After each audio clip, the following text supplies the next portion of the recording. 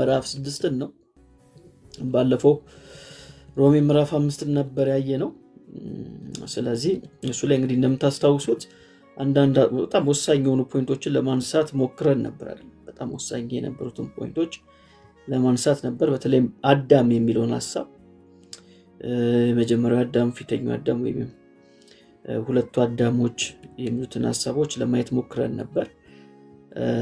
እሱ በጣም መሰረታዊ ነገር ነው። እንግዲህ ሐዋርያው ሮሜ ምዕራፍ 6 ላይ ለምናነሳው ሐሳብ እና ምዕራፍ 7 ላይ ለምናነሳው ሐሳብ ሮሜ ምዕራፍ 5ን እንደ መንደርደሪያ ነው የተጠቀመውና በመጀመሪያው አዳም ምን ነበር፣ በሁለተኛው አዳም ደግሞ ምን ሆን የሚለው ነገር እጅግ መሰረታዊ ነገር ነው።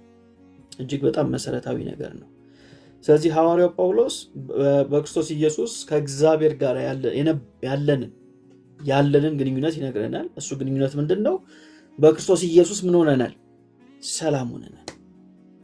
ከማን ጋራ?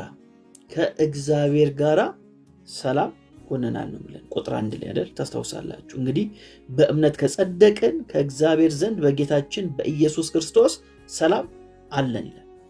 ሰላም አለን። ስለዚህ እግዚአብሔር እኛ እንዴት ነው ከኛ ጋር ያለ ግንኙነት እንዴት ነው ተብሎ ቢጠየቅ ሰላም ነው የሚለው። ሰላም ነው ይላል። ስለዚህ ይህን ደግሞ ጽድቅ ያገኘነው እንዴት ነው ከተባለ በደሙ ነው። እዛው ቁጥር 9 ላይ ይነግረናል።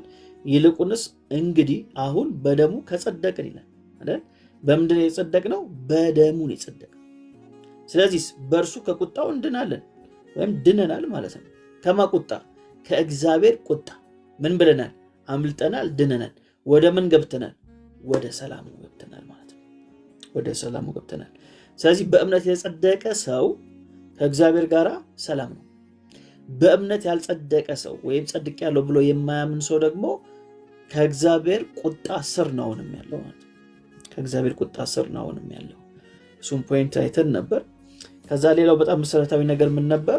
በፊት ምን ነበርን ብለናል አይደል? ከቁጥር 6 እስከ 11 ባለው ላይ እነዚህን ሐሳቦች አይተን ነበር። ደካሞች፣ ኃጢአተኞች፣ የማንፈልግ ቁጣ የነበረብን፣ መዳን የሚያስፈልገን ጸበኞች ነበርን ብለን እያንዳንዱን ፖይንት በቁጥር አድርገን አይተናል። በቁጥር አድርገን ወደ ስንት ፖይንት ነው? ወደ 6 ፖይንት አንስተን ነበር። ከዛስ አሁን ምን ሆነናል? ደካሞች የነበርን፣ ኃጢአተኞች የነበርን እግዚአብሔር አንድ ልጁን በመላክ ምን አድርጎናል? አድኖናል ብለናል አይደል? ይሄ ደግሞ ምንድነው የሚያሳየው ብለናል? አብ እንደሚወደን ያሳየናል። እግዚአብሔር እንደሚወደን ያሳየናል። ምንም የሚወደድ ነገር በሌለብን ሰዓት እግዚአብሔር ፍቅሩን አሳይቶናል። አብ ይወደኛል ብለናል አይደል? አብ ይወደኛል ብለን አይተን ነበር። ቁጥር 6 ላይ ገና ደካሞች ሳለን ክርስቶስ ዘመኑ ሲደርስ ለኃጢአተኞች ሞታልና። ይሄ ደግሞ ምን ያሳያል? የእግዚአብሔርን ፍቅር ያሳያል። የእግዚአብሔርን ፍቅር ያስረዳል። እዛ ጋር እግዚአብሔር ተብሎ የተጠቀሰው ማን ነው? አብ ነው። ለምን? በልጁ ሞት ስለሚል ማለት ነው አይደል? በልጁ ሞት እግዚአብሔር ከታረቀን ነው የሚለው። ስለዚህ እዛ ፖይንት ላይ እግዚአብሔር የሚለው ማን ነው የሚያሳየው? አብን ያሳያል ማለት ነው። ስለዚህ አብ ምንድን ያደረገው? በልጁ ሞት ታረቀን። ስለዚህ ታራቂ ሆኖ የቀረበው ማን ነው? አብ ነው። ወልድ ምንድን ነው? አስታራቂ ነው። ይህን እንዳትረሱ። ወልድ ሁሌም አስታራቂ ነው። አብ ደግሞ ምንድን ነው? ታራቂ ሆኖ እኛን ሲቀበለን እናያለን ማለት ነው። ወልድ ምንድን ነው የሚያደርገው? አቅራቢ ነው። አብስ ተቀባይ ነው። እንግዲህ እኛ የሥላሴ አማኞች ነን። በሥላሴ ውስጥ የሥራ ክፍፍል እንዳለ እናምናለን። የሥራ ክፍፍል ደግሞ አንዱን የበላይ አንዱን የበታች አያደርግም። እንደዛ አያደርግም። ዋናው ፖይንቱ ምንድነው? መዳን ነው። ይህን መዳን አብ፣ ወልድ፣ መንፈስ ቅዱስ እንዴት አድርጎ ወደኛ መጡት በሚለው ጥያቄ ላይ የአብ ድርሻ አለ፣ የወልድ ድርሻ አለ፣ የመንፈስ ቅዱስ ድርሻ አለ፣ የመንፈስ ቅዱስ ድርሻ አለ። ስለዚህ አብ ምንድነው ያደረገው ስንል እዚህ ጋር እንደምናየው አብ ወዶናል ነው። ወልድም ወዶናል፣ እሱንም አይተናል። መንፈስ ቅዱስስ ምንድን ያደረገው ሲባል መንፈስ ቅዱስ ይህን ፍቅር ወደኛ አድርሶታል ብለን አይተናል አይደል? ከዚህ ፍቅር ጋር አገናኝቶናል፣ ከዚህ ፍቅር ጋር አጣምሮናል። ለምን? ቁጥር 5 ላይ አይተናል። በተሰጠንም በመንፈስ ቅዱስ የእግዚአብሔር ፍቅር በልባችን ስለፈሰሰ ተስፋ አያሳፍረንም። ስለዚህ በመንፈስ ቅዱስ ነው የሚለው ምን የእግዚአብሔር ፍቅር በልባችን ስለፈሰሰ። ስለዚህ መንፈስ ቅዱስ ድርሻው ምንድነው ስንል ከዚህ ፍቅር ጋር መለኮታዊ ከሆነው ፍቅር ጋር አጣመረን ማለት ነው። አገናኘን። ገላትያ ምዕራፍ 5 ቁጥር 22 ላይ እንደምታውቁት የመንፈስ ፍሬ ተብሎ ከተዘረዘሩት ውስጥ አንዱና ዋነኛው ምንድነው? ፍቅር ነው። ስለዚህ መንፈስ ቅዱስ ምንድነው የሚያደርገው ከተባለ ከዚህ ፍቅር ጋር ያገናኘናል። ከዛ በኋላ እግዚአብሔር እንድንወድ ያደርገናል። ከዛ ደግሞ ከጎናችን ያሉትን ሰዎች ደግሞ እንድንወዳቸው ያደርገናል ማለት ነው። አያችሁ? ስለዚህ የመንፈስ ቅዱስ ድርሻ ምንድነው ከተባለ ወደ ላይም ወደ ጎንም ነው። ወደ ላይ እግዚአብሔር እንድንወድ ያደርገናል። ወደ ጎን ደግሞ ሰዎች እንድንወድ ያደርገናል አይደል? ወንድሙን የማይወድ እሱ ምንድነው? ነፍሰ ገዳይ ነው ብሎናል ሐዋርያው ዮሐንስ። በሌላ አገላለጥ ወንድሙን የማይወድ አሁንም በጨለማ ውስጥ ነው ያለው ብሎናል። ስለዚህ የሰውዬ ምን አላለም ማለት ነው? አልዳነም ማለት ነው። ለምንድን ነው ያልዳነው ከተባለ መንፈስ ቅዱስ ስለሌለው ነው አይደል? የዳነ ሰው ማን ያለው ነው? መንፈስ ቅዱስ ያለው ሰው ነው። የርስታችን መያዣ ነው መንፈስ ቅዱስ። ስለዚህ መንፈስ ቅዱስን የተቀበለ ሰው ምን ያደርጋል? ይህ ፍቅር ስለፈሰሰበት ወደ ላይም ይወዳል፣ ወደ ጎንም ይወዳል ማለት ነው። ስለዚህ ወንድሙን የማይወድ ወንድሙን የሚጠላስ ምንድነው? እሱ ነፍሰ ገዳይ ነው። ስለዚህ አሁንም በጨለማ ነው። ለምን?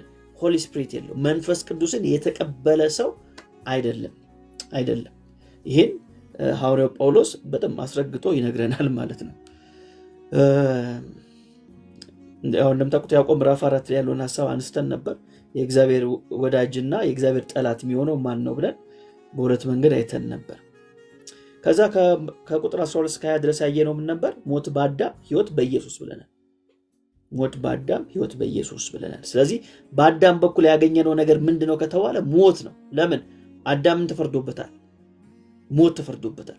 ስለዚህ እኛ ከሱ የተወለድን ስለነበር ምን ይዘን ተወለድን? ሞት ይዘን ተወለድን ማለት ነው። አያችሁ? ሞት ይዘን ተወለድን። በክርስቶስ ስንሆንስ ሕይወትን አገኘን። ስለዚህ ዋናው ፖይንት ይሄ ነው። በአንዱ ምን ብለናል? ሞት ገብቷል። በአንዱስ ሕይወት። በአንዱ በኩል ሞት ነበር የነገሰብን፣ በአንዱ በክርስቶስስ ሕይወት ነገሰ ማለት ነው። ሕይወት ነገሰ። እነዚህን ሀሳቦችን አይተናል። ከዛ ዛሬ የምንገባው ሮሜ ምዕራፍ 6 ላይ ነው። ሮሜ ምዕራፍ 6 ላይ አንድ ጥያቄ ጠይቃችኋለሁ እንደተለመደው የዛን ምላሻችሁን ሰምቼ ከዛ ወደ መጽሐፉ እንገባለን ማለት ነው። ወደ መጽሐፉ እንገባለን። ቁጥር 2 ላይ ሐዋርያው ጳውሎስ ምን ይናገራል?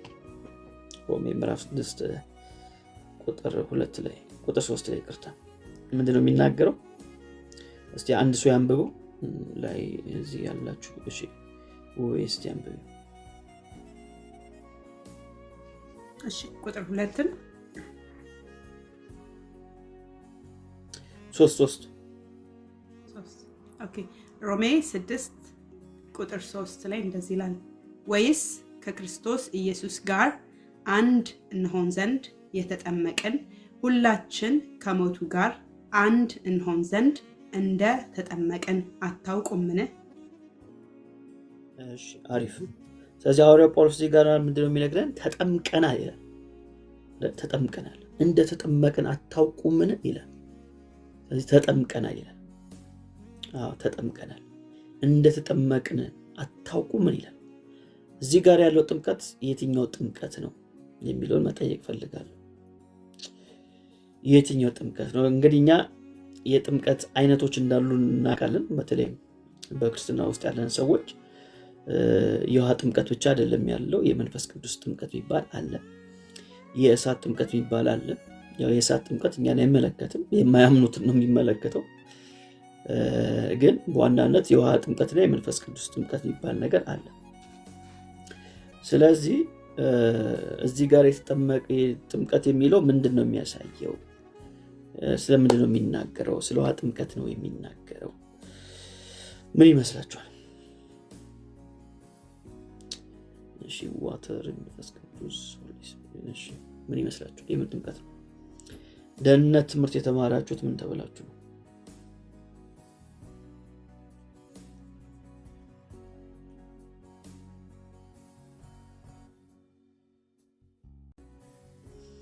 ለኃጢአት መሞት። እሺ እኮ እሱን በምንድን ነው የምንተው? ልሞክር እኔ።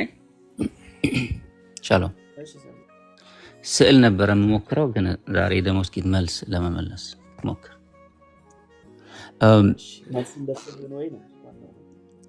አሜን። ሆፕፉሊ መልሴም ከስዕሉ ጋር እኩል መልሴ ይበልጣል ብዬ አስባለሁ። ግን ምንድነው የሚመስለኝ ክርስቶስን ስንቀበል ላይክ ዘ ሞመንት በቃ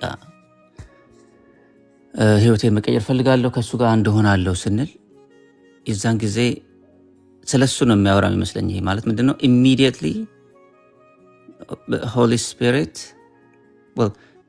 ጸጋው በእምነት አድኖናል ይለናል። ስለዚህ ያንን በጸጋው በእምነት ያገኘነውን ያንን ፍሪ ጊፍት ከክርስቶስ ጋር አብረን በምንሆን ሰዓት በሆሊ ስፒሪት እንጠቀማለን ብዬ አስባለሁኝ። እና ምክንያቱም የውሃ ጥምቀት ሳያገኙ የዳኑ ብዙ ሰዎች አሉ። እና ይህ ስፔሲፊካሊ ድህነት ይሄ ዋተር ባፕቲዝም መሆን የለበትም። በክርስቶስ በማመኔ ብቻ በሆሊ ስፒሪት እታተማለሁኝ፣ እጠመቃለሁ። ስለዚህ ስለ መንፈስ ቅዱስ ነው ብዬ ነው የማስበው። ትክክል ካልሆንኩኝ ወደ ስዕል ይመለሳል። በልሳ ወደ ስዕል። እሺ አሪፍ። እሺ ቅልቅል መልሶች አሉ።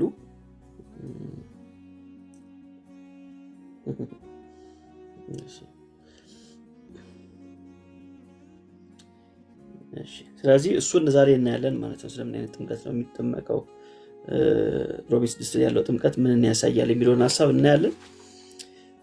በጣም መሰረታዊ ነገር ስለሆነ ማለት ነው። በጣም መሰረታዊ ነገር ስለሆነ እሱን ለማየት እንሞክራለን። ከዛ ስለ ኃጢአትና ስለ ጽድቅ ሐዋርያው የሚነግረን በጣም አስፈላጊ ነገር አለ ማለት ነው።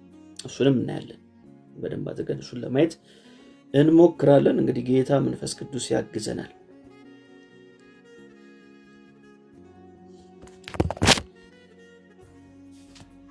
እሺ ያው እዚህ ጋር እንደምታዩት ባለፈው ያሳየኋችሁ ፒክቸር ነው። ያው ሳሚ አልሳሎ እኔ ሞከርኩት ነው ስላላችሁ ኢን አዳም እና ኢን ክራይስት። እንግዲህ ኢን አዳም የሚለው እዚህ ጋር እንደምታዩት ጥቁር ነው፣ በጨለማ ኃጢአት ሞትን የሚያሳይ ነው። እዚህ ጋር ደግሞ ያው በብርሃን ህይወትን ጽድቅን ለማመልከት ነው። ስለዚህ ሁላችንም እዚህ ውስጥ ነበር። ከዛ ወዴት መጣን?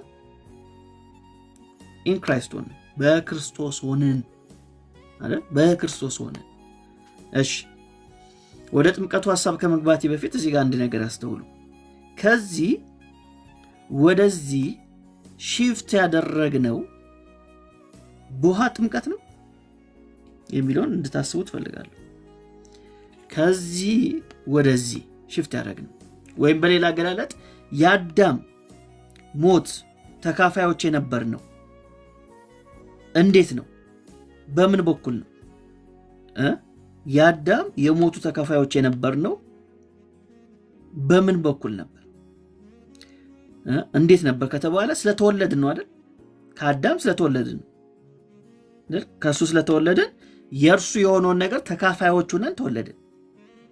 ልክ እንደዚሁ የክርስቶስ የሆነውን ነገር ለመካፈል ከክርስቶስ ከዚህ ከሁለተኛው አዳም ከእርሱ ጋራ ምን መሆን አለብን? መመሳሰል አለብን። ስለዚህ ከዚህኛው አዳም ከፊተኛው አዳም በመወለድ እንዳገኘ ነው ይህን ነገር ከእግዚአብሔር በመወለድ ደግሞ ክርስቶስን ወደ መምሰል ህይወት እንመጣለን ማለት ነው። ስለዚህ ከእግዚአብሔር የምንወለደው እንዴት ነው ከተባለ በእምነት ነው። ለተቀበሉት እንደሚለው በእምነት በኩል ምን እናደርጋለን? እንወለድና ክርስቶስ እንመስላለን ማለት ነው። ስለዚህ በዚህ ነገር ውስጥ ምን የለም? የውሃ ጥምቀት የሚባል ነገር የለም። ፊዚካል የሆነው ውሃ ስፒሪቹዋል የሆነውን ነገር አይሰጠንም። ከመንፈሳዊው ዓለም ከእግዚአብሔር እንድንወለድ በፍጹም አያደርግም ማለት ነው። በፍጹም አያደርግም። ስለዚህ ይሄን ሮሜ ምዕራፍ 6 ላይ በደንብ አድርገን እናየዋለን። በደንብ አድርገን ለማየት እንሞክራለን። እሺ ሮሜ 6 ለኃጢአት መሞት ዋናው ቶፒክ የሮሜ 6 ይሄ ነው። ለኃጢአት መሞት የሚል ሐሳብ ነው ያለው። እንዴት የሚለውን ነው ዛሬ በደንብ አድርገን የምናየው። እንግዲህ ሮሜ ምዕራፍ 6 ቁጥር 1 እስከ 2 ድረስ እንደዚህ ይላል። እንግዲህ ምን እንላለን? ጸጋ እንዲበዛ ኃጢአት እየሰራን እንኑር ብሎ ሐዋርያው ጳውሎስ ምን ያደርጋል? ይጠይቃል። እንግዲህ ምን እንላለን? አሁን እዚህ ጋር እንግዲህ ምን እንላለን ሲል ከምዕራፍ 5 የቀጠለ ሐሳብ መሆኑን እንገነዘባለን አይደል? ሮሜ ምዕራፍ 5 የመጨረሻ ቁጥር 21 ላይ ትዝ የሚላችሁ ከሆነ ምንድን ነው የሚለን? ጸጋ ከመጠን ይልቅ በለጠ ነው የሚለው። እንደዛ ብሎ ነው የሚዘጋው። ጸጋ ከመጠን ይልቅ ምን አለ? በለጠ አይደል? አዎ። እንግዲህ ምን እንላለን አለ? ጸጋ እንዲበዛ። አያችሁ፣ ጸጋ በለጠ ስላለ ታዲያ ጸጋ እንዲበዛ ኃጢአት እንስራ ወይ የሚል ጥያቄ ስለሚነሳ አሁን እንዳሉ ሰዎች ማለት ነው፣ አሁንም ያሉ ሰዎች ይጠይቁናል። እንዲህ በጸጋ ድነናል እያላችሁ ታዲያ እንደፈለጋችሁ ኃጢአት ስራላችሁ ማለት ነው? እንደፈለግኩን ልኑር ማለት ነው ብሎ ይጠይቁናል አይደል? በጸጋ ድነናል በስራ አይደለም ስንላቸው እንደዛ ብሎ ይጠይቁናል። ይህ ጥያቄ በነገራችን ላይ በፊትም የነበረ ጥያቄ ነው። ሐዋርያው ጳውሎስንም የጠየቁት ጥያቄ ነው። ሃይማኖታዊ ማይንድ እንደዚህ ነው የሚጠይቃ፣ እንዲህ እንድትጠይቁ ነው የሚያደርጋችሁ። ሲስተሙ አንድ ስለሆነ አይሁዳዊም ብትሆን ኦርቶዶክሳዊ ሲስተሙ አንድ ነው። ስለዚህ እንደዚህ እንድትጠይቅ ነው የሚያደርገው። በነገራችን ላይ ትክክለኛውን የጸጋ ትምህርት አንድ ሰው ማስተማሩን የምታውቁት እንደዚህ አይነት ጥያቄ ሲጠየቅ ነው። አንድ ሰው እውነተኛውን የጸጋ ትምህርት ማስተማሩን የምታውቁት ሰው እንደዚህ አይነት ጥያቄ ይጠይቃቸዋል ማለት ነው። ታዲያ ጸጋ እንዲበዛ በጸጋ ድነናል ካል ኃጢአት እየሰራን እንኑር እንደዚህ ለማለት ፈልገ ነው የሚል ጥያቄ የሃይማኖቱ ማይንድ ይጠይቃል ማለት ነው። ከዛ ሐዋርያው ጳውሎስ ለዚህ ይመልሳል፣ ከቶ አይሆንም። ለምን? ለኃጢአት ሞተናል። ታዲያ እንዴት አድርገን ከእንግዲህ በእርሱ እንኖራለን? እንዴት አድርገን በእርሱ እንኖራለን? ከሞትን ለኃጢአት እንዴት በኃጢአት እንኖራለን ብሎ ይጠይቃል። አያችሁ፣ ጥያቄውን በጥያቄ ይመልሳል ማለት ነው። ስለዚህ በኃጢአት መኖር ከቶ አይሆንም። በአማኝ ሕይወት ውስጥ በኃጢአት ውስጥ ጸንቶ መኖር ከቶ አይሆንም፣ ከቶ አይታሰብም፣ ከቶም አይቻልም፣ ሊሆን አይችልም ነው የሚለን ሐዋርያው ጳውሎስ። ማለት ሐሳቡን ዘግቶት ነው ዝርዝር ሐሳብ ላይ የሚመጣው። ለምንድን ነው የማይቻለው ከተባለ ለኃጢአት ስለሞትን ፖይንቱ ነው። ለኃጢአት ምን ብለናል? ሞተናል ይላል። ለኃጢአት ሞተናል። እንዴት ነው የሞት ነው ሲባል ተጠምቀናል። ቁጥር 3 ላይ እሱን ይነግረናል። ወይስ ከክርስቶስ ኢየሱስ ጋር አንድ እንሆን ዘንድ የተጠመቅን ሁላችን ከሞቱ ጋር አንድ እንሆን ዘንድ እንደተጠመቅን አታውቁምን? አያችሁ፣ ይጠይቃል። እንዴ ከክርስቶስ ጋር የተጠመቅነው እኮ ለኃጢአት ስለሞትን ነው በማለት ነው የሚናገረው። ስለዚህ ወዴት የተጠመቅነው ሲባል ወደ ሞቱ ተጠምቀናል። ለምን? አንድ እንሆን ዘንድ። ከማን ጋራ? ከኢየሱስ ጋራ። ይህ ነው ሐዋርያው ጳውሎስ እየነገረን ያለ። አያችሁ፣ ወደ ሞቱ ምን ብለናል? ተጠምቀናል። ይኸው ከሞቱ ጋር አንድ እንሆን ዘንድ እንደተጠመቅን አታውቁምን? ወደ እርሱ ነው የተጠመቅነው። ይህን በደንብ አድርጌ ላሳያችሁ ባይብልን ከፍቼ። እሺ፣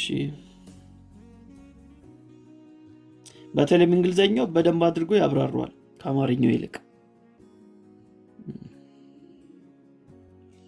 እሺ፣ እዚህ ጋር እንደምታዩት ወይስ ከክርስቶስ ኢየሱስ ጋር አንድ እንሆን ዘንድ የተጠመቅን ሁላችን ከሞቱ ጋር አንድ እንሆን ዘንድ የተጠመቅን አታውቁምን? ምንድን ነው እያለን ያለው ሐዋርያው ጳውሎስ? ሮሜ ምዕራፍ 6 ቁጥር 3 እሺ that so many of us as were baptized into Jesus Christ ወደ እርሱ ነው የተጠመቅነው እንጂ በእርሱ ስም አይደለም የተጠመቅነው።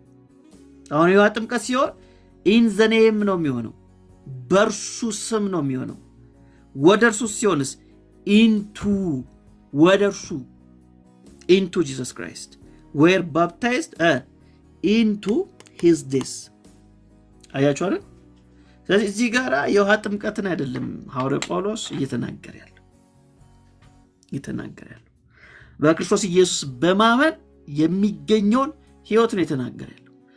መግቢያችን ላይ ምን ብለናል? ሐዋርያው ጳውሎስ ሮሜ ቤተክርስቲያን ያሉትን ሰዎች አያውቃቸው እሱም ብለናል አይደል? አያውቃቸው። መጨረሻ ላይ በስም ይዘረዝራል። እንዴት ነው ያየሆነው ሲባል ሂዶ አይቷችሁ አይደለም፣ መረጃው ደርሶት ነበር። ስለዚህ እነዚህ ሰዎች የውሃ ጥምቀት ይውሰዱ አይውሰዱ ያላጠመቃቸው ሰዎች ናቸው። ስለዚህ ስለ ውሃ ጥምቀት አይደለም እንደዚህ ተጠምቀናል እያለ በድፍረት የሚያወራው። ግን አንድ ነገር ያውቃል፣ በክርስቶስ ኢየሱስ ስላመኑ በመንፈስ ቅዱስ እንደሚጠመቁ ያውቃል። የሚሆነውም እንደዛ ስለሆነ ስለዚህ ሐዋርያው ጳውሎስ ማይንድ ላይ ያለው የውሃ ጥምቀት አይደለም፣ ያላጠመቀውን አይደለም እየተናገረ ያይ። እዚህ ጋር አጥምቋቸው ቢሆን ኖሮ ይህችን ቤተክርስቲያን እሱ ያጠመቃቸው ክርስቲያኖች ቢሆን ኖሮ ኦኬ አጥምቋቸው ሊሆን ስለሚችል እሱን እያሰበ ሊሆን ይችላል እናም ሊባል ይችላል። ግን ጭራሽ ሐዋርያው ጳውሎስ እነሱን ምንም ከእነሱ ጋር ንክክ የለው አያችሁ። ስለዚህ አንድ ነገር ያውቃል። እሱ ምንድን ነው? ሰው ኢየሱስ ክርስቶስን ሲያምን በመንፈስ ቅዱስ ይጠመቃል። ስለዚህ ራሱንም ጨምሮ እንደተጠመቅን የሚለው ለዛ ነው። እንደተጠመቅን አታውቁምን ብሎ ይጠይቃቸዋል ማለት ነው። ስለዚህ ወደ ሞቱ ተጠምቀናል። ለምን ሲባል አንድ እንሆን ዘንድ ከማን ጋር? ከኢየሱስ ክርስቶስ ጋር። በነገራችን ላይ ይሄኛው መጨረሻ ላይ ያስቀመጥኩላችሁ ጥቅስ ስቴትመንት በጣም መሰረታዊ ነው። ኢየሱስ ያልሞተበት ስፍራ አትሞትም ወዳጄ። ኢየሱስ ውሃ ውስጥ አልሞተምና ውሃ ውስጥ አትሞትም። ኢየሱስ ያልሞተበት ስፍራ አትሞትም። ኢየሱስ ውሃ ውስጥ አልሞተም። አሁን አውቃለሁ በዚህም ሰርክል አንዳንድ ሰዎች ውሃ ውስጥ ስንገባ ምናምን እንቀበራለን እንሞታለን የሚል ነገር አለ። ግን ኢየሱስ ውሃ ውስጥ አልሞተምና ውሃ ውስጥ አልሞትም። ኢየሱስ የሞተበት ቦታ ነው የሞተው። የሞተው የት ነው? መስቀል ላይ። አሮጌው ሰው የተሰቀለው የት ነው? መስቀል ላይ። ኢየሱስ ያልሞተበት ስፍራ አልሞትም። ኢየሱስ የሞተበት ስፍራ ነው የምሞተው።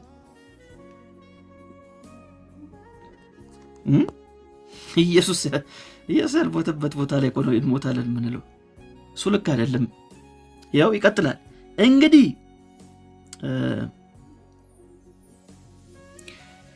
እንግዲህ ክርስቶስ በአብ ክብር ከሙታን እንደተነሳ ተመልከቱ። እንግዲህ ክርስቶስ በአብ ክብር ከሙታን እንደተነሳ። ክርስቶስ የተነሳው ከውሃ ሲወጣ ነው እንዴ? አይደለም።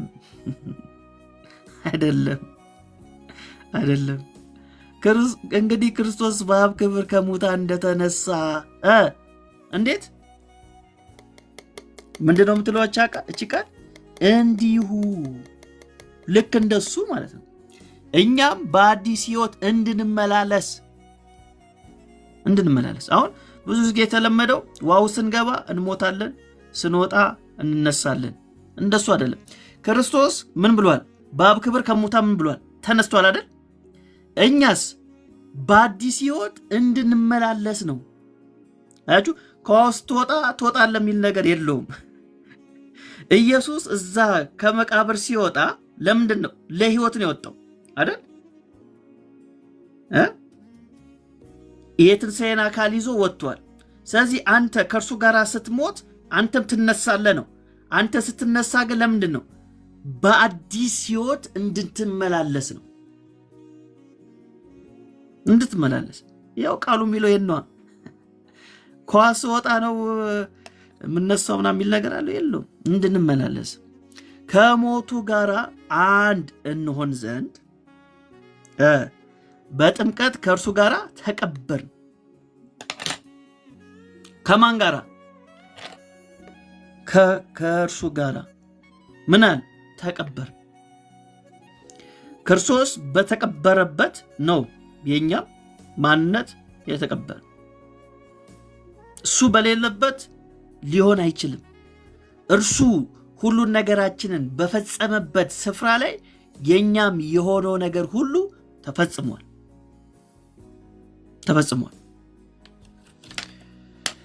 ሮሜ 6:4 እንደዚህ ይላል፣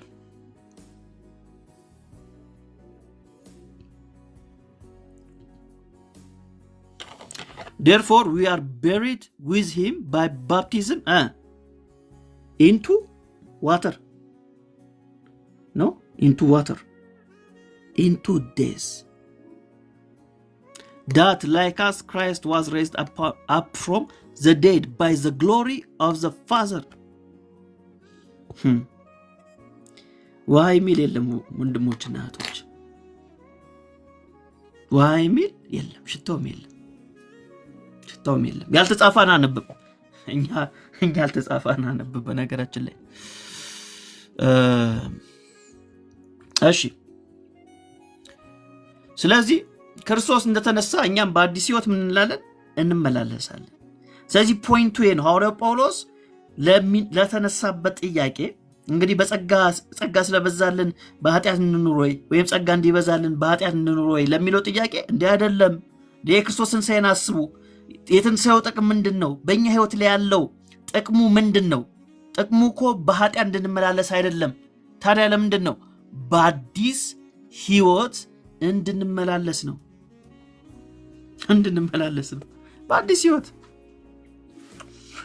በአዲስ ሕይወት አያችሁ፣ በአዲስ ሕይወት ያልተመላለሰ ሰው ይሳደባል። በአዲስ ሕይወት ያልተመላለሰ ሰው ያሮጌው ሰውነት ያሮጌው ማንነት ባህሪ ይታይበታል። እኛስ በአዲስ ሕይወት ምን እናደርጋለን? እንመላለሳለን። ስለዚህ ተቀበርን የሚለው ቃል ምንድነው የሚያሳየው ከተባለ መግባትን ያሳያል። ወደሱ መግባትን ያሳያል። ከእርሱ ጋር መግባትን ያሳያል። አሲሚሌት ማድረግን ያሳያል ማለት ነው።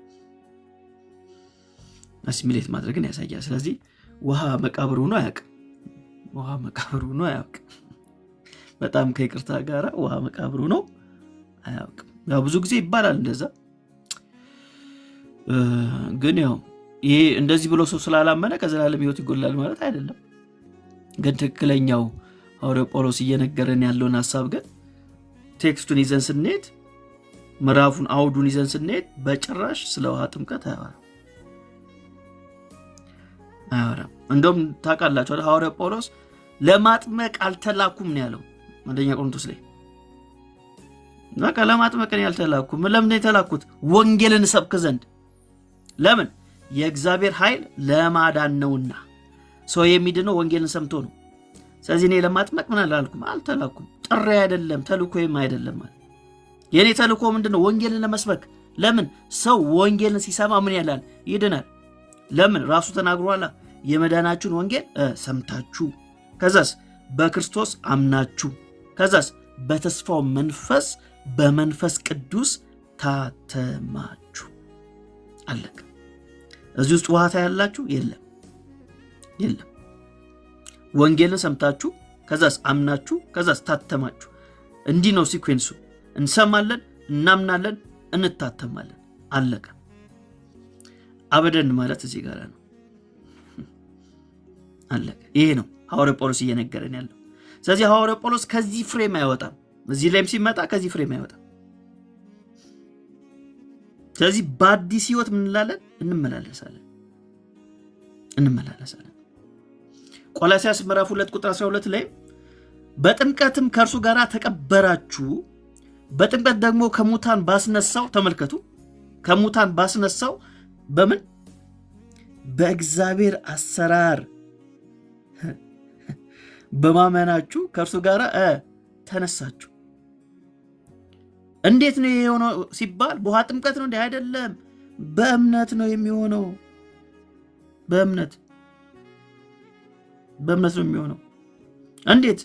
ምንድነው ማስረጃ? ይኸው በማመናችሁ ስታምን ነው እንደዚህ የምትሆነው። ታውቃላችሁ ጥምቀት ምን ማለት ነው? መግባት ማለት ነው አይደል? ወደ ውስጥ መግባት፣ መዘፈቅ ማለት ነው። ኢንቱ ወደ ውስጥ መግባት። እዚህ ጋር ምንድነው የሚያሳየው? ከማን ጋራ? ከእርሱ ጋራ። ወደ እርሱ ነው የገባ ነው። ለምን? ከእርሱ ጋራ አንድ እንሆን። ስለዚህ ወደ እርሱ ስለሆነ የገባ ነው። አንድ ልንሆን የምንችለው ከማን ጋራ ነው?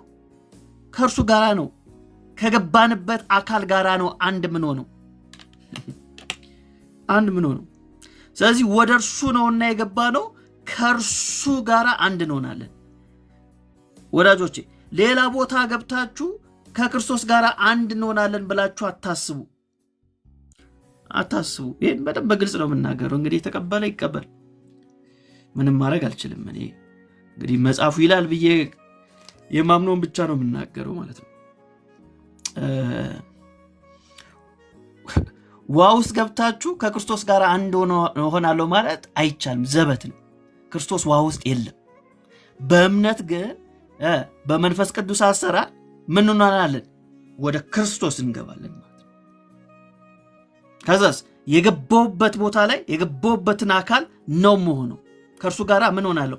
አንድ ሆናለሁ። ስለዚህ ያልገባችሁበት ቦታ ላይ አንድ ሆናለሁ ማለት አይቻልም። የገባችሁበት ቦታ ላይ ነው አንድ የምትሆኑት። ስለዚህ ወደ እርሱ ገብቻለሁና ከእርሱ ጋር ምን ሆናለሁ? አንድ ሆናለሁ። ባልና ሚስት አንድ ሆኑ የሚለው ቆሮንቶስ ላይ ምን ሲያደርጉ ነበር? ግንኙነት ሲያደርጉ አይደል? እርሱ ወደ እርሷ ገብቷልና አንድ ይሆናሉ። ለዛ እኮ ነው ሐዋርያው ጳውሎስ እንዴ ከጋለሞታ ጋር ግንኙነት የምታደርግ ከሆነ አለ የክርስቶስን ሥጋ ወስጄ ነው እኮ የሚለው።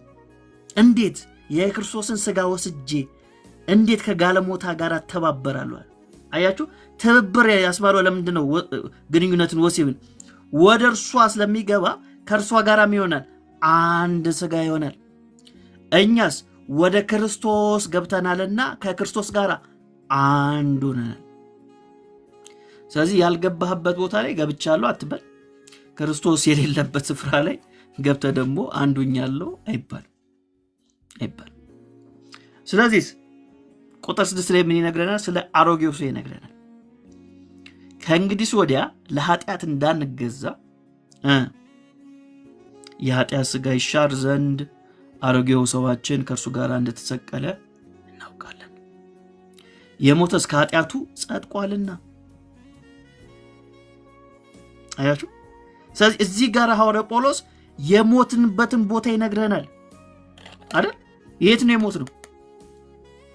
እስቲ የጥቅስ ከታች ጻፉልኝ። የት ነው የሞት ነው? ያው ግልጽ አድርጎ ነገረን። የት ነው የሞት ነው? እስቲ ጻፉልኝ ታች። የት ነው የሞታችሁት? ቁጥር 6 ላይ እንግዲህ ጥናት ማለት እንደዚህ ነው። የቱ ጋር ነው የሞታችሁት?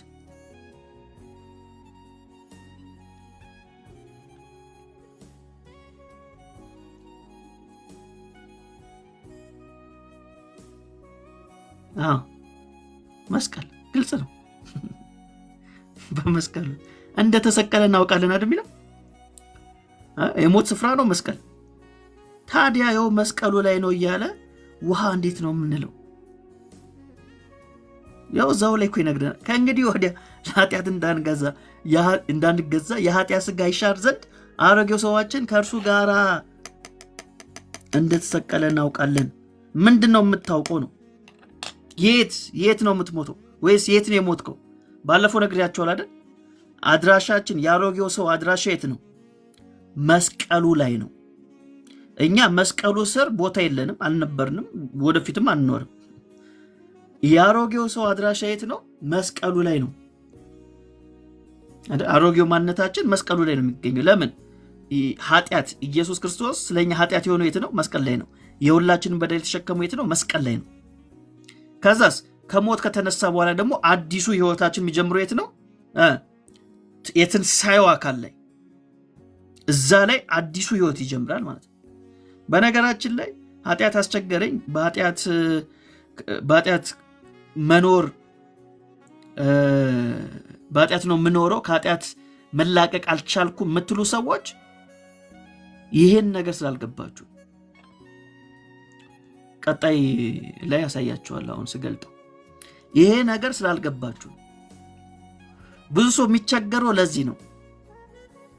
ከኃጢአት ሰንሰለት መፋታት የማይችለው በኃጢአት ጸንቶ ብዙ ሰው የሚኖረው ይሄ እውነት ስላልገባው ነው። ኢየሱስ የሞተው መስቀል ላይ ነው። አንተ የምትሞተው መስቀል ላይ ነው። ይኸው በግልጽ ነው የሚነግረን ሐዋርያው ጳውሎስ። ከእንግዲህ ወዲህ ለኃጢአት እንዳንገዛ የኃጢአት ሥጋ ይሻር ዘንድ አሮጌው ሰዋችን ማለት አሮጌው ሰው ከእርሱ ጋር እንደተሰቀለ እናውቃለን። ታውቃለህ ወይ ነው ጥያቄው። ታውቃለህ? መስቀል ላይ እንደሞትክ ታውቃለህ? እናውቃለን። የሞተስ ከኃጢአቱ ብሏል ጸድቋልና። ስለዚህ የክርስቶስ የሞተው የት ነው? መስቀል ላይ ነው። አንተ የምትሞተው የት ነው? መስቀል ላይ ነው። ለምንድነው የሞት ነው ከተባለ ለኃጢአት እንዳንገዛ፣ የኃጢአት ባሮች እንዳንሆን፣ የኃጢአት ሰውነት እንዲሻር፣ አዲሱ መደበኛ ትርጉም ላይ ኃይል እንዳይኖረው ይላል። በህዳጉ ላይ ኃይል እንዳይኖረው ይላል። በሌላ አገላለጥ ኃጢአት እንዳይሰለጥንብን። አያችሁ? ታዲያ እግዚአብሔር ሞትን ለምንድን ነው የመረጠው? ሞት መፍትሄ የሆነው ለምንድን ነው ስንል ለዚህ ጉዳይ የሞተ ነገር ከኃጢአት ነፃ ስለሚያወጣ አይደል? ለምሳሌ በስጋ የሞተ ሰው ይዋሻል እንዴ? አይዋሽማ። በስጋ የሞተ ሰው ይሰክራል? ኃጢአትን ያደርጋል? አያደርግም አይደል? ስለዚህ መፍትሄ ሰጠው። አያችሁ? አንደኛ ቆሮንቶስ ምዕራፍ 11 ላይ ትዝ ይላችኋል። ሐዋርያው ጳውሎስ የጌታ እራት ከተናገረ በኋላ አንዳንዶች ምን ብሏል? አንቀላፍቷል ይላል አይደል? አንቀላፍቷል። ለምንድን ነው ያንቀላፉት? እግዚአብሔር እነዚህን ሰዎች ከዓለም ጋር እንዳይኮንናቸው እንዳይፈርድባቸው አሁን የሥጋ ቅጣትን ሰጥቷቸዋል። እነዚህ ሰዎች ምን ያደርጉ ነበር? ይሰክሩ ነበር። አማኞች ናቸው፣ ግን ይሰክሩ ነበር። ለጌታ እራት በተዘጋጀው ወይን ከመጠን በላይ እየጠጡ ምን ያደርጉ ነበር? ይሰክሩ ነበር። ስለዚህ እግዚአብሔር ሞትን ለቀቀባቸው። ሞቱ ምንድን ያደረጋቸው? ድጋሚ ኃጢአት እንዳይሰሩ ገላገላቸው። ለራሳቸው ጥቅም ነው የገደላቸው። አያችሁ? በኃጢአት ላይ ኃጢአት እንዳይሰሩ ምን አደረጋቸው? አሰናበታቸው ማለት ነው። አያችሁ? ሞት መፍትሄ ይሰጣል። በኃጢአት ላይ ኃጢአት እንዳትሰራ ይበቃሃል ብሎ እግዚአብሔር ሊወስድ ይችላል። ለምን ከተባለ በኃጢአት ጸንተህ የምትኖር ከሆነ ከዓለም ጋር ትኮነናታለህ። ስለዚህ ከዓለም ጋር እንዳይኮነኑ እነዚህ ሰዎች እግዚአብሔር ምን አድርጓቸዋል? ወደ ራሱ ሰበሰባቸው። አንቀላፍቷል ነው የሚለው። አንቀላፍቷል ሲል ምንድን ነው የሚያሳየው ከተባለ ከዘላለም ሕይወት አልጎደሉም። እነዚህ ሰዎች ከዘላለም ሕይወት አልጎደሉም። አያችሁ? ከዘላለም ሕይወት አልጎደሉም። ለራሳቸው ጥቅም ሲል እግዚአብሔር ምን አደረጋቸው? ሞትን ሰደደባቸው። ስለዚህ ሞትን ይሰጣል፣ መፍትሄ ይሰጣል። ልክ እንደዚሁ እኛስ አሮጌው ሰዋችን ከክርስቶስ ጋር መስቀል ላይ ሲሰቀል ምን ሆኗል? ሙቷል ነው። ትንሣኤ ላይ ያገኝ ሙቷል። ስለዚህ መፍትሄ ሰጥቶናል ማለት ነው። መፍትሄ ሰጥቶናል። ከዛ ምን ይለናል? ክርስቶስ ከሙታን ተነስቶ ወደፊት እንዳይሞት ሞትም ወደፊት እንዳይገዛው እናውቃለን። ይህም በጣም መሰረታዊ ነገር ነው። አንድ ጊዜ ነው የሆነው። ክርስቶስ ስንት ጊዜ ነው የሞተው? አንድ ጊዜ አይደል? ክርስቶስ ከሙታን ተነስቶ ወደፊት ምን እንዳይዘው እንዳይሞት ሞትም ወደፊት እንዳይገዛው እናውቃለን። ስለዚህ ኢየሱስ ካሁን በኋላ ይሞታል እንዴ? አይሞትም አይደል? በዚህ ምንድነው? እርግጠኞች ነን። ኢየሱስ ካሁን በኋላ እንደማይሞት እርግጠኞች ነን። ለምን? ጌታ የሞተው ስንት ጊዜ ነው? አንድ ጊዜ ነው የሞተው። ስለዚህ መሞትን አንድ ጊዜ ፈጽሞ ለኃጢአት ሞቷልና በሕይወት መኖር ግን ለእግዚአብሔር ይኖራል። ልክ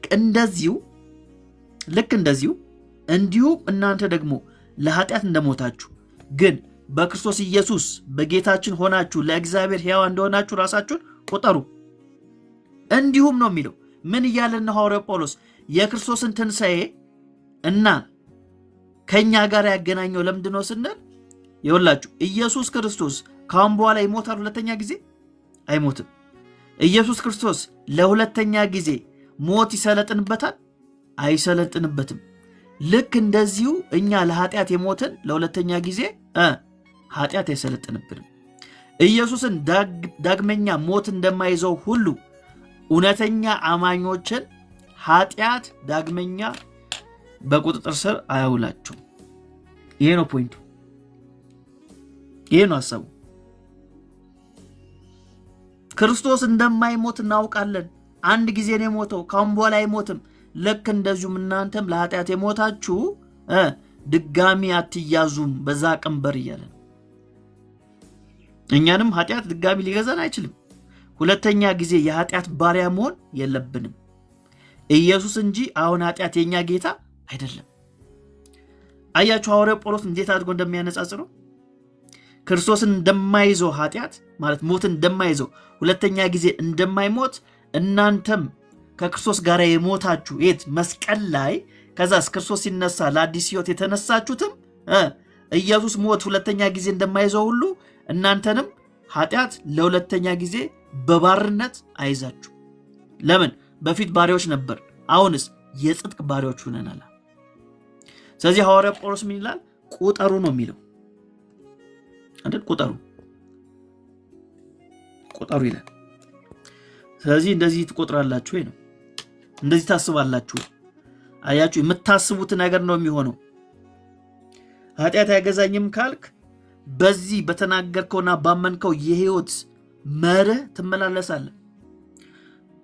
አይ ኃጢአት ይገዛኛል ምናምን ካልክ ኃጢአት ይገዛል። ቁጠሩ ይላል ሐዋርያው ጳውሎስ። ለዚህ ጥሩ ምሳሌ ሉቃስ ወንጌል ምዕራፍ 15 ቁጥር 32 ላይ ያለው ታሪክ ነው። ቁጠሩ የሚለው ምን እንደሆነ ልንገራችሁ። የሉቃስ ወንጌል ምዕራፍ 15 ላይ እንደምታውቁት የጠፋው ልጅ ነው አለ የሚባለው። የጠፋው ልጅ ሳይሆን የጠፉት ልጆች ነው የሚባለው። ክፍሉ ስለ ጠፉ ልጆች ነው የሚያወራው። 2 ልጆች ናቸው የጠፉት፣ አንድ ልጅ አይደለም እዛ ክፍል ላይ የጠፋው፣ 2 ልጅ ነው። ያው ግን ብዙ ጊዜ የጠፋው ልጅ ነው የምንለው። እሺ ምን ነው የሚለን?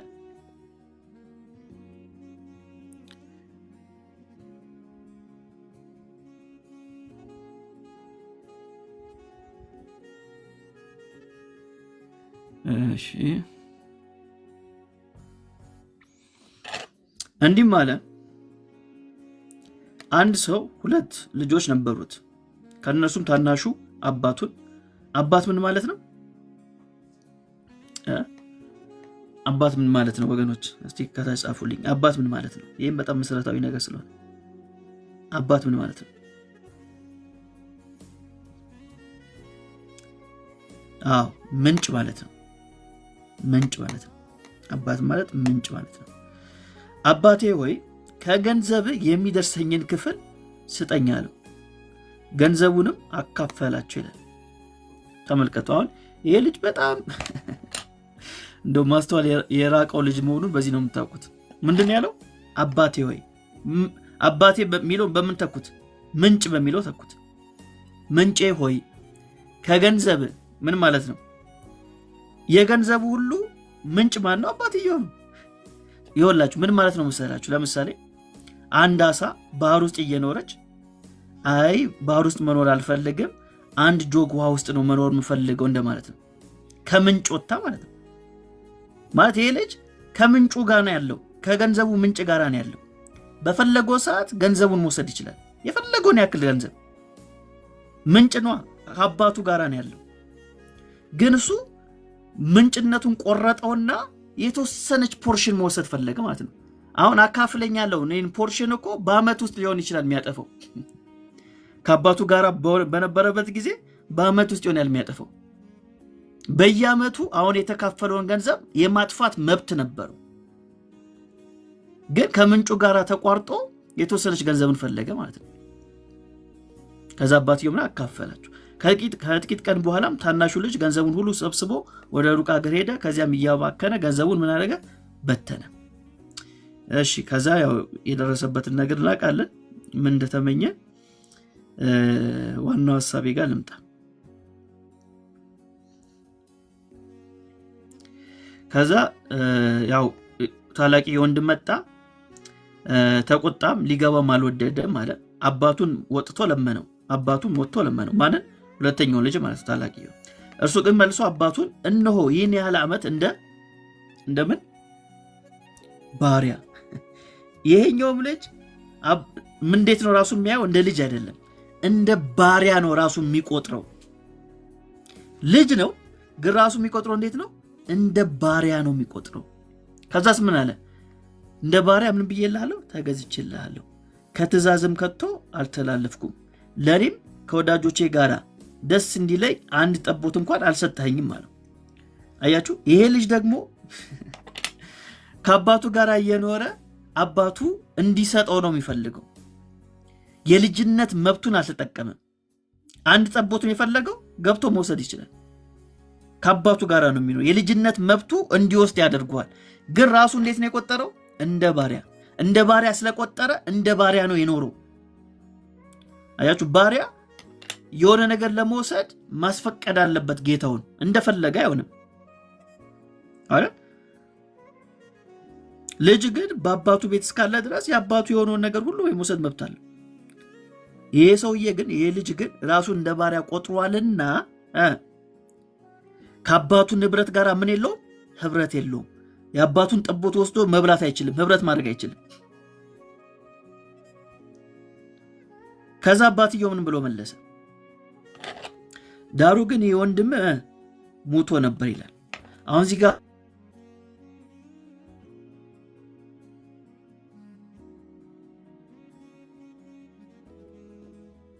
ልጁ ፊዚካሊ አልሞተም፣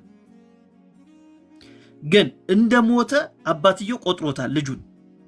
ምን ማለት ነው? እንደሞተ ቆጥሮታል ማለት ከልጁ ጋር አባትየው ምን የለውም? ግንኙነት የለውም፣ ህብረት አያደርግም። ለምን? እንደሞተ ስለቆጠረው።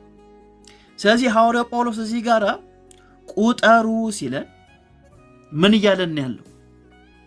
ቁጠሩ ሲለን ለእግዚአብሔር ሕያዋን እንደሆናችሁ ራሳችሁን በሉ ቁጠሩ። ምን እያለን ነው? ከኃጢአት ጋር ምን የላችሁም? ንክክ የላችሁም። አሁን ግንኙነት የላችሁም፣ ህብረት የላችሁም እያለን ነው። ቁጠሩ ሲለን ህብረት የለንም፣ ትስስር የለንም። ያ ልጅ ተመልከቱ፣ ያ ልጅ ከአባቱ ቤት የወጣው ልጅ እንደሞተ ነበር አይደል? እንደሞተ ነበር። ምን ማለት ነው? ከአባቱ ጋር ግንኙነት የለውም። የአባቱ የሆነውን ነገር መውሰድ አይችልም ነበር። ለምን? እንደሞተ ተቆጥሯል። ስለዚህ እኛም አሁን ራሳችን ምን ማድረግ አለብን? ለኃጢአት ሞተን ለክርስቶስ እንደምንኖር መቁጠር አለብን፣ ማሰብ አለብን፣ ማወቅ አለብን። ስለዚህ ከኃጢአት ጋር አሁን ህብረት የለንም። ህብረት ያለን ከማን ጋር ነው? ከእግዚአብሔር ጋር ነው ያለን ማለት ነው። ስለዚህ ቁጠሩ። ይሄ ካንተ የሚጠበቅ ነው። ማይንድን ሪኒው ማድረግ ያለብህ ለዚህ ነው፣ ማደስ ያለብህ ማለት ነው። ሮሜ 12 ላይ ስንገባ እናየዋለን። ስለዚህ ፍቃዱ ማን ጋራ ነው? ፍቃዱ ያለው አንተ ጋራ ነው፣ አንቺ ጋራ ነው። ኢየሱስን አምኛለሁ ምናምን ነገር ግን አሁንም ኃጢአት አደርጋለሁ፣ በኃጢአት እኖራለሁ። ምንድነው መፍትሄው ከተባለ ፍቃዱ አንተ ጋራ ነው ያለው። እግዚአብሔር በክርስቶስ ኢየሱስ መሆን ያለበትን ነገር ሁሉ ጨርሶታል። አንተ የምትቀበልበት መንገድና ወደ ህይወት የምታመጣበት መንገድ ነው ወሳኙ። ስለዚህ ፍቃዱ አንተ ጋራ ነው ያለው። ያ ልጅ ከአባቱ ጋር ነበር የሚኖረው። አባትየው ለልጁ የሚያስፈልገውን ነገር ሁሉ አዘጋጅቶለታል፣ ሰጥቶታል። ግን ልጁ ምን ብሏል? አልተጠቀመበትም። ከቤት ወጣና ምግብ እንኳን የሚበላበት ስፍራ አጣ አይደል? ስለዚህ ፍቃዱ የነበረው ማን ጋር ነው? ልጁ ጋራ ነው። በኋላ ላይ ግን ወደ ልቡ ተመለሰና ወደ አባቱ ምን ማለት ተመለሰ። አያችሁ? ስለዚህ አሁንም ያለው ፍቃዱ አንተ ጋራ ነው፣ አንቺ ጋራ ነው። ለዚህ ነው ሮሜ 6:12 ላይ እዛው ላይ እንግዲህ ለምኞቱ እንዳትታዘዙ በሚሞት ስጋችሁ ኃጢአት አይንገስ ይላል። አያችሁ? ስለዚህ መጀመሪያ ቁጠሩ ይላል፣ አስቡ እያለን ነው። ከዛስ ምኞት ሊኖር ይችላል። ሰውነን የምናያቸው ነገሮች ይኖራሉ። ምኞት ወደ አይምሮአችን ሊመጣ ይችላል። ግን ለምኞቱ ግን አንታዘዝም ነው አይደል? እሱን የሚለው እንግዲህ ለምኞቱ እንድትታዘዙ በሚሞት ስጋችሁ ኃጢአት አይንገስ። አያችሁ? ስለዚህ ምን እያለን ነው? ለምኞታችን አትታዘዙ እያለን ነው። ወይም በሌላ አገላለጥ ላለመታዘዝ መፍቀድ አለብን። ላለመታዘዝ እምቢ ለማለት። በነገራችን ላይ ሙሴን ታላቅ ያስባለው ነገር ምንድን ነው? ሙሴን ታላቅ ያስባለው ነገር ምንድን ነው? ባህር መክፈሉ ነው እንዴ? የአዲስ ኪዳን ጸሐፊያን ሙሴን ከታምራት ጋር ያገናኙታል እንዴ? ከታምራት ጋር ያገናኙታል። 10 ታምራትን አድርጓል፣ ታላላቅ ታምራትን አድርጓል ምናምን ብሎ ነግሮናል። ሙሴን ታላቅ አድርጎ የእምነት አባቶች ከሚባሉት መካከል ሙሴን ጨምሮታል አይደል? ለምንድን ነው እንደዚህ የሆነው? አዎ ምን ማለቱ? እምቢ ማለቱ ነው። እስቲ አንብቢልን ዕብራውያን ላይ ያው ቅድም ዕብራውያን ስላልሽ ዕብራውያን ምዕራፍ 11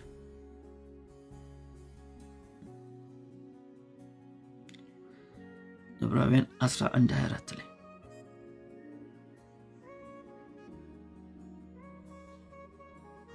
እሺ ዕብራውያን 11 ከ24 ጀምሮ ሙሴ ካደገ በኋላ የፈርዖን የልጅ ልጅ እንዳይባል በእምነት እምቢ አለ። ቀጥይ። ከግብፅም ብዙ ገንዘብ ይልቅ ስለ ክርስቶስ መነቀፍ እጅግ የሚበልጥ ባለጠግነት እንዲሆን አስቧልና ለጊዜው በኃጢአት ከሚገኝ ደስታ ይልቅ ከእግዚአብሔር ሕዝብ ጋር መከራን መቀበል መረጠ፣ ብድራቱን ትኩር ብሎ ተመልክቷልና። የንጉሥን በቃ ይበቃናል። አያችሁ ፖይንቱ ይሄ ነው። ሙሴ ምንድን ያደረገው? ምን ካለ በኋላ ነው የሚለው? ቁጥር 24 ላይ አሁን ያነበበችው ላይ እሷ ነች በጣም ወሳኛዋ ነገር። ቁጥር 24 ሙሴ ምን ካደረገ በኋላ የምትችሉ ሰዎች እስቲ ፖስት አድርጉት ቃሉን። ዕብራውያን 11:24 ዕብራውያን 11 ቁጥር ካደገ አድጋችኋል ወይ ነው ጥያቄው። አሁን ጥያቄው አድጋል ወይ? በክርስቶስ አድጋል ወይ? በመንፈሳዊ ሕይወት አድጋል ወይ? በእውቀት አድጋል ወይ? የጸጋውን ትምህርት ይዛል ወይ ነው። ካደገ በኋላ አዎ ይኸው ተመልከቱ። ሙሴ ሳሚ ላለው እሺ ሳሚ ፖስት ያደረገው ተመልከቱ። ሙሴ ካደገ በኋላ አሁን ብዙዎቻችን የተቸገርነው የአእምሮ ሕፃናቱ ነን ነው፣ የመንፈስ ሕፃናቱ ነን። ሙሴ ካደገ በኋላ የፈርዖን የልጅ ልጅ እንዳይባል ምን አለ? በእምነት እምቢ አለ። በምን? በእምነት። ከዛስ ከግብፅም ብዙ ገንዘብ ይልቅ ስለ ክርስቶስ መነቀፍ እጅግ የሚበልጥ ባለጠግነት እንዲሆን አስቧልና ለጊዜው፣ ይህ ነው ሌላው ፖይንት፣ ለጊዜው በኃጢአት ከሚገኝ ደስታ፣ አያችሁ፣ ለጊዜው በኃጢአት ከሚገኝ ደስታ ይልቅ ከእግዚአብሔር ሕዝብ ጋር መከራን መቀበል መረጠ። ፍቃድ፣ ይኸው ይህን ያልኳችሁ ፍቃድ ያለው እናንተ ጋር ነው። አስባችሁታል? ሙሴ እንኳን በዛ ዘመን ሆኖ ከፈቀደ አንተ ጸጋውን ተቀበለ ዳግም ተወልደ እንዴት ነው ማትፈቅደው ነው? ከየት አምጥተን ያቅተኛል የምትለው? ቁጠር፣ ለኃጢአት እንደሞትክ ለእግዚአብሔር ደግሞ በክርስቶስ ኢየሱስ ሕያው እንደሆንክ ራስን ምን አድርግ? ቁጠር። ከሙሴ አትበልጥም እንዴ? ትበልጣለህ። እንዴት ካላችሁ ባገኘኑ ጸጋ። አሁን በአዲስ ኪዳን ተለቆልናል፣ የጸጋ ተሰጥቶናል መንፈስ። ሙሴ በዛ ዘመን ሆኖ ለክርስቶስ ሆኖ ለዛው አይገርማችሁ? ለክርስቶስ ምን ብሏል? እምቢ ብሏል። አያችሁ፣ ምንድነው እምቢ ያለው? ኃጢአትን። በጊዜው ያን ቢያደርግ ምን ያገኝ ነበር? ጊዜያዊ ደስታን ያገኝ ነበር። ግን ከጊዜያዊ ደስታ ይልቅ ዘላለሙን አስቧልና እምቢ አለ። አያችሁ፣ ካደጋችሁ እምቢ ትላላችሁ። ጥያቄው አድጋል ወይ ነው። ስለዚህ ፍቃዱ ያለው ማን ጋራ ነው? እናንተ ጋራ ነው። ስለዚህ በአማኞች ላይ የሚነግሰው ምንድነው? ጌታ ነው እንጂ ኃጢአት አይደለም። ኃጢአት መሆን የለበትም። ፍቃዱ አሁንም ያለው እናንተ ጋራ ነው። ቁጥር 13 ላይ ነው የሚነግረን፣ ብልቶቻችሁንም የአመፃ የጦር ዕቃ አድርጋችሁ ለኃጢአት አታቅርቡ፣ ነገር ግን ከሙታን ተለይታችሁ በሕይወት እንደምትኖሩ ራሳችሁን ለእግዚአብሔር አቅርቡ። ብልቶቻችሁንም የጽድቅ የጦር ዕቃ አድርጋችሁ ለእግዚአብሔር ምን በሉ? አቅርቡ። ተመልከቱ ቃሉን፣ አታቅርቡ፣ አቅርቡ፣ አድርጋችሁ አቅርቡ። እነዚህ ቃላቶች ምንድነው የሚያሳዩት? አንተ፣ አንቺ እያለ ነው። ቅድም ምን አይተናል? እግዚአብሔር በክርስቶስ ኢየሱስ የሰራውን ስራ አይተናል፣ የጨረሰውን ነገር። ያንን በእምነት ተቀብለናል። አሁን ከአንተ የሚጠበቅ ነገር አለ። አታቅርብ፣ ፍቃድ አለ ማለት ነው። አየህ፣ ለክርስቶስ እምቢ ብለህ ለኃጢአት እሺ ማለት ትችላለህ። ስለዚህ አታቅርብ። በተቃራኒው ደግሞ ልክ እንደ ሙሴ ለኃጢአት እምቢ ብለህ ደግሞ ለእግዚአብሔርስ ማቅረብ ትችላለህና አቅርብ ይልሃል ሐዋርያው ጳውሎስ። ስለዚህ ፍቃዱ አንተ ጋራ፣ ፍቃዱ አንቺ ጋራ ነች። እኛ ዳግም ስንወለድ የእግዚአብሔር ሮቦት አልሆንም አይደል? ሮቦቶች አይደለንም እኮ እግዚአብሔር እንደፈለገ ምናምን ወደ ግራ ወደ ቀኝ የሚወስደን አይደለ? ልጆች ነን። ልጅ እንጂ ሮቦት አይደለም ወዳጄ። ስለዚህ ፍቃድ አለ። ስለዚህ እግዚአብሔር ምንድን ያደረገው? ፖቴንሻሉን ሰጥቷል፣ አቅሙን ሰጥቷል። ስለዚህ አቅምን ተጠቀም ነው፣ አቅምን ተጠቀም። ስለዚህ ሐዋርያው ጳውሎስ ምን ይለናል? ኃጢአት አይገዛችሁም ይለናል ቁጥር 14 ላይ አያችሁ፣ አይገዛችሁም። ለምን? ከጸጋ በታች እንጂ ከሕግ በታች አይደላችሁምና። ስለዚህ ከጸጋ በታች ከሆንክ ኃጢአት አይገዛኝም አይሰለጥንብኝም ብለህ ለራስ ነገረው። ለኃጢአት ሞተናል፣ ኃጢአት ተወግዷል፣ ኃጢአት አይመራኝም፣ ኃጢአት አይቆጣጠረኝም፣ የኃጢአት ፍላጎት አላስተናግድም። መልስ አልሰጠውም። ቅድም ምን ብያችኋለሁ? ምኞት ሊመጣ ይችላል ሀሳባችን ላይ፣ እሱ ኖርማል ነገር ነው። ግን ምኞቱ ምን አናደርገውም? አናስተናግደውም፣ ኢንተርቴን አናደርገውም። በኃጢአት አልዝናናም፣ አያዝናናኝም። በኃጢአት አልረካም፣ በኃጢአት ጸንቼ መኖር አልችልም። ከኃጢአት ነፃ ነኝ፣ ነፃ አውጥቻለሁ። ይህን ነው ጳውሎስ የሚነግረን። ታዲያስ ኃጢአት ብናደርግስ ምንድን ነው የሚከናወነው በሕይወታችን ላይ ስንል፣ ለዚህ ሐዋርያው ዮሐንስ የሚነግረን አንድ ነገር አለ። አንደኛ ዮሐንስ 2:1 ላይ ምን ይላል? ጠበቃ አላችሁ ነው የሚለው። ስለዚህ ሐዋርያዊ ትእዛዝ ምንድን ነው ከተባለ ኃጢአት እንዳታደርጉ እንዳትሰሩ ነው። እንደዚህ ከተባለ ኃጢአትን አለማድረግ ይቻላል። ምክንያቱም የማናደርገውን አንታዘዝም። ምን ማለት ነው? እዚህ ጋር ምንም እንዶ ኮምፕሊትሊ ምንም ኃጢአት አናደርግም ማለት አይደለም። ምድር ላይ ያለን ኃጢአትን በማድረግ ጸንቶ ግን አንኖርም ነው ፖይንቱ። እንዲወደቁ ዓለም ላይ እስካለን ድረስ ልንወጥቅ እንችላለን፣ ልንስት እንችላለን። ግን አማኝ የሚለየው ነገር ምንድን ነው? አንደኛ በዛ ነገር አይዝናናም፣ ሁለተኛ ደግሞ በዛ ነገር ቁጥጥር ውስጥ አይገባም፣ አይገዛውም፣ የበላይ አይሆንም። አሁን ላይ ኃጢአት ዶሚኔን የለውም። አሁን ኃጢአት ምን አይላችሁም ነው የሚለን? አይገዛችሁም። ቃሉ ቃል በቃል እንደዛ የሚለው sin shall not have dominion over you። በቃ እስቲ እንደዛ ብላችሁ ለራሳችሁ ንገሩት። ኃጢአት አይገዛኝም፣ አይገዛንም ሳይሆን አይገዛኝም ብላችሁ ለራሳችሁ ማለት ነው፣ ለራሳችሁ። ታዲያ ብደክምስ የሚል ጥያቄ ይመጣል። ብደክምስ የሚል ጥያቄ ሊመጣ ይችላል። ጤናማ ጥያቄ ነው። ምንድነው ብደክምስ ምን ማድረግ አለብኝ ካላችሁ ሁለት መፍትሄ አለ። አንደኛው ወደ ጸጋ ዙፋን መቅረብ ነው። ዕብራውያን 4:16 ላይ እንደሚናገረው እንግዲህ ምሕረት እንድንቀበል በሚያስፈልገንም ጊዜ የሚረዳን ጸጋ እንድናገኝ ወደ ጸጋው ዙፋን በእምነት እንቅረብ ይላል። ስለዚህ ወደ ጸጋው ዙፋን ስንቀርብ ምን ያደርገናል? ይህን ጸጋ ይሰጠናል፣ ኃይል ይሰጠናል፣ ጥንካሬ ይጨምርናል። ስለዚህ ወደ ጸጋው ዙፋንስ እንዴት ልቅረብ ከተባለ በእምነት ነው የምትቀርበው። በእምነት ነው የምትቀርበው። በእምነት ቀጥታ ወደ ሊቀ ካህኑ ትቀርባለህ ማለት ነው። ለምን ከተባለስ የማይራራ ሊቀ ካህናት የለንም። ሊቀ ካህኑ ምን ያደርጋል? የሚራራ ነው። ስለዚህ ወደዚህ ሊቀ ካህን ምን በል? በእምነት ቅረብ፣ ኃይል ይሰጣል። ሁለተኛ ቅድም እንዳየ ነው ጠበቃ አለን። ይህን ሁሌ ማስታወስ አለብን። ጠበቃ አለን፣ የሚያግዝ የሚረዳ፣ እርዳታ በሚያስፈልገን ጊዜ ከጎናችን የሚሆን ጠበቃ አለን። አያችሁ፣ ጠበቃ የሚያደርጉ ያደል ከጎና አይደል የሚሆነው ጠበቃ። ፍርድ ቤት ስትገባ አብሮ የሚቆመው ማን ነው? ጠበቃ ነው። ወላጅ አብሮ አይቆምም፣ ጠበቃ ነው አብሮ የሚቆመው አይደል? ፍርድ ቤት ስትቆም አብሮ የሚቆመው ማን ነው? ጠበቃ ነው። ስለዚህ በደከምክበት ጊዜ አብሮ የሚቆመው ማን ነው? ጌታ ነው። አብሮ የሚሆነው ምን ለማድረግ ነው? ለመደገፍ፣ አንተን ለማገዝ፣ ለመርዳት ጠበቃ አለን። በነገራችን ላይ ሐዋርያ ዮሐንስ ራሱንም ጨምሮ ነው አለን የሚለው፣ እሱም ስለሚያስፈልገው ማለት ነው። ስለዚህ ኃጢአት እንዳታደርጉ ብሎ ነው የሚጀምረው አይደል? እንዳታደርጉ ምን ማለቱ ነው? በዛ ጸንታችሁ አትኖሩ እያለ ነው። ስለዚህ ይህን ጠበቃ ደግሞ ያቆመልን ማን ነው ከተባለ ሰው አይደለም፣ መለኮት ነው ያቆመልን። ከአብ ዘንድ ነው የሚለው፣ አብ ያቆመልን ጠበቃ ነው አይደል? የአንዳንድ ቦታ ላይ የሆነ ወንጀለኛ ገንዘብ አውጥቶ ጠበቃ መቅጠር ካልቻለ መንግስት ምን ያደርግለታል? ያቆምለታል።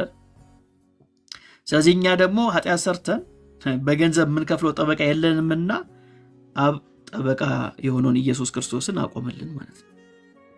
ስለዚህ ኢየሱስ ጠበቃ ከሆነ ኦልሬዲ ኬዙን እንዳሸነፍኩ አውቃለሁ አለ። ጠበቃ ነው። ጠበቃ ኢየሱስ ነው። ከአብ ጋር ፍቃዱ ስንት ነው? አንድ ነው። የተለየ ፍቃድ የለውም። ስለዚህ ኢየሱስ እየፈቀደውን ነገር ሁሉ የፈለገውን ነገር ሁሉ አባቱ ያደርግለታል። ስለዚህ ኢየሱስ ጠበቄ ሲሆን ኬዙ እንደማሸነፍ እርግጠኛ ነኝ። ከኢየሱስ ፋንታ ሌላ ጠበቃ ግን ካመጣ፣ መልአክን ጠበቃ ካደረክ፣ ሚካኤልን ጠበቃ ካደረክ፣ ማርያምን ጠበቄ ካልካት፣ ተክልዬን ጠበቄ ካልከው ግን እመነኝ ኬዙን ተሸንፋል። ወዳጄ ተሸንፋል። ስለዚህ እኛ ምንድነን? አሁን ላይ ኃጢአት ማይገዛን እኛ ምንድነን? የጽድቅ ባሪያዎች ነን፣ የጽድቅ አገልጋዮች ነን። ቁጥር 15 ላይ እሱን ይነግረናል። ወደ ሮሜ ስንመለስ እንግዲህ ምን ይሆን አለ? ከጸጋ በታች እንጂ ከሕግ በታች ስለ አይደለን ኃጢአት እንስራነ? አይደለም። ድጋሚ ይጠይቃል። ቁጥር 1 ላይ እንደጠየቀው ለምንድን ነው ከተባለ አጽንኦት ይሰጣል። አያችሁ፣ ሐዋርያው ጳውሎስ አጽንኦት እየሰጠ ነው። ሆነ ለምንድን ነው ኃጢአትን ማንሰራው ከተባለ ቁጥር 16 ላይ ይናገራል። ለመታዘዝ ባሪያዎች እንድትሆኑ ራሳችሁን ለምታቀርቡለት ለእርሱ ለምታዘዙለት ባሪያዎች እንደሆናችሁ አታውቁምን? ወይም ለሞት የኃጢአት ባሪያዎች ወይም ለጽድቅ የምታዘዝ ባሪያዎች ናችሁ። ስለዚህ ምርጫው የእናንተ ነው እያለ ነው። ሁለት ባሪያዎች አሉ። አንደኛው የኃጢአት ባሪያ ነው፣ ሁለተኛው የጽድቅ ባሪያ ነው። ስለዚህ ምረጡ እያለ ነው። ስለዚህ የጽድቅ ባሪያዎች መሆናችንን መርሳት የለብንም።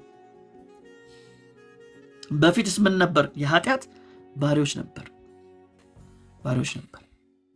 ነገር ግን አስቀድማችሁ የኃጢአት ባሪያዎች ከሆናችሁ ለተሰጣችሁለት ለትምህርት አይነት፣ ይሄ በጣም ወሳኝ ነገር ነው። ለተሰጣችሁለት የትምህርት አይነት፣ አየህ፣ ህይወትን የሚቀየረው የገባበት ትምህርት ነው። ለተሰጣችሁ ለትምህርት አይነት ከልባችሁ ለታዘዛችሁ ከኃጢአት አርነት ወጥታችሁ ከምን ከኃጢአት አርነት ወጥታችሁ ለጽድቅ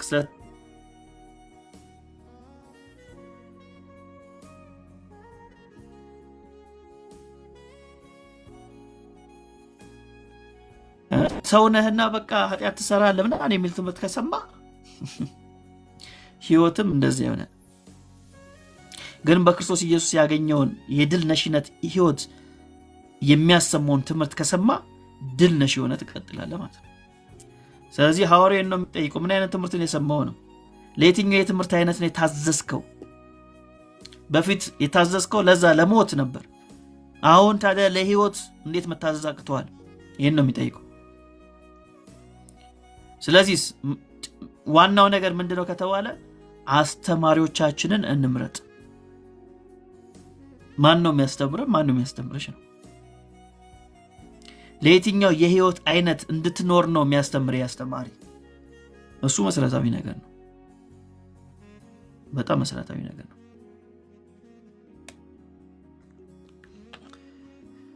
እሺ ከዛ 19 ላይ ስለ ስጋችሁ ድካም እንደ ሰው ልማድ እላለሁ፣ ብልቶቻችሁ አመፃ ሊያደርጉ ለርኩሰትና ለአመፃ ባሪያዎች አድርጋችሁ እንዳቀረባችሁ በፊት እንደዚሁ ብልቶቻችሁ ሊቀደሱ፣ ይሄ በፊት ላይ ነው። እንዳቀረባችሁ በፊት እንደዚህ አድርገን አቅርበን ነበር። አሁንስ እንደዚሁ ብልቶቻችሁ ሊቀደሱ ለጽድቅ ባሪያዎች አድርጋችሁ አሁን አቅርቡ። የቅድስና ህይወት ምን ተባብለናል ከዚህ በፊት? ፕሮሰስ ነው አይደል? ቅድስና ፕሮሰስ ነው። ሳንክቲፊኬሽን ፕሮሰስ ነው። ጀስቲፊኬሽንስ ጽድቅስ ፕሮሰስ አይደለም፣ የአንድ ጊዜ ክንዋኔ ነው። በክርስቶስ ኢየሱስ ናምን እንጸድቃለን። ከዛ በኋላስ ቅድስና ሳንክቲፊኬሽን የምንለው ግን ፕሮሰስ ነው። እያደግን ክርስቶስን እየመሰል ነው የምንኖረው። በነገራችን አዲሱ መደበኛ ትርጉም ስለ ስጋችሁ ድካም የሚለውን በተፈጥሮ ደካሞች ነበር ነው የሚለው። አያችሁ፣ በተፈጥሮ ለምን ከአዳም ነው የተወለድከው። ስለዚህ በተፈጥሮ ደካሞች ስለነበር ሮሜ 5 ላይ እንደሚናገረው ገና ደካሞች ሳለን እንደሚለው። ስለዚህ ያኔ ደካማ ስለነበር ምን ነበር የምናደርገው? ለአመፅ ብልቶቻችንን እናቀርብ ነበር፣ ደካሞች ስለነበር። አሁንስ ተፈጥሮ ቀይረሃል። ማንም በክርስቶስ ቢሆን አዲስ ፍጥረት ነው። ስለዚህ አሁን ተፈጥሮ ቀይረሃልና ለጽድቅ እናቀርባለን። አሁን ለጽድቅ እናቀርባለን ብልቶቻችንን። ከዛ ቁጥር 20 ላይ የኃጢአት ባሪያዎች ሳላችሁ ከጽድቅ ነፃ ነበራችሁና ይላል። ይህን ቨርስ በጣም ነው የምወደው። የኃጢአት ባሪያዎች ሳላችሁ ከጽድቅ ነፃ ነበራችሁና። ከምን? ከጽድቅ ነፃ ነበራችሁና። አንዳንድ ሰው ምን ይባላል? ከእውቀት ነፃ ነው ይባላል አለ። እንደዛ ሲባል አልሰማችሁም? ከእውቀት ነፃ ነው ከሌ ይባላል። ምን ማለት ነው? እውቀት የለውም እየተባለ ነው። አይ በፊትስ አንተ ምን ነበር? ከጽድቅ ነፃ ነበርክ። ከጽድቅ ነፃ ነበርክ። ስለዚህ በፊት የኃጢአት ባሪያ በነበርንበት ጊዜ ከጽድቅ ነፃ ነበር፣ በጽድቅ መኖር አንችልም ነበር ማለት ነው። አሁንስ የጽድቅ ባሪያዎች ስለሆንን ከኃጢአት ነፃ ነን፣ በኃጢአት ጸንቶ መኖር አንችልም። ስለዚህ የድሮ ህይወት አሁን ላይ የለም፣ የአሁኑ ደግሞ በድሮ አይኖርም ማለት ነው። ይህን ነገር በጣም መለየት አለብን። የድሮ አሁን የለም፣ የአሁኑ በድሮ አይኖርም አይደል? በአሮጌ አቁማዳ አዲስ ወይን እንደማይቀዳ ሁሉ በአዲሱ በክርስቶስ ባገኘነው ህይወት የአዳም ኑሮ በእኛ ውስጥ ሊኖር አይችልም። ይፈነዳል። አንድ ላይ አይሄድም። ስለዚህ ሐዋርያው ጳውሎስ ይህን ከነገረን በኋላ ቁጥር 21 ላይ እንግዲህ ዛሬ ከምታፍሩበት ነገር ያን ጊዜ ምን ፍሬ ነበራችሁ ይላል። ምን ፍሬ ነበራችሁ ሲል ምን ጥቅም ነበራችሁ እያለ ነው። ጥቅሙ ምንድን ነው? ሞት ነው አለ። ሞት ነው። በፊት የኃጢአት ባሪያዎች በነበርን ጊዜ ጥቅም ምንድን ያገኘነው? ጥቅም ከተባለ ጥቅሙ ሞት ነው። ሞት ኮን የተረፋችሁ እንደማለት ነው። ማለት የማሾፍ አይነት ንግግር ነው።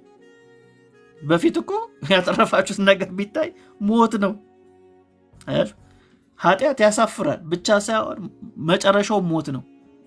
አሁንስ ከተባለ ቁጥር 22 ላይ ይናገራል። አሁን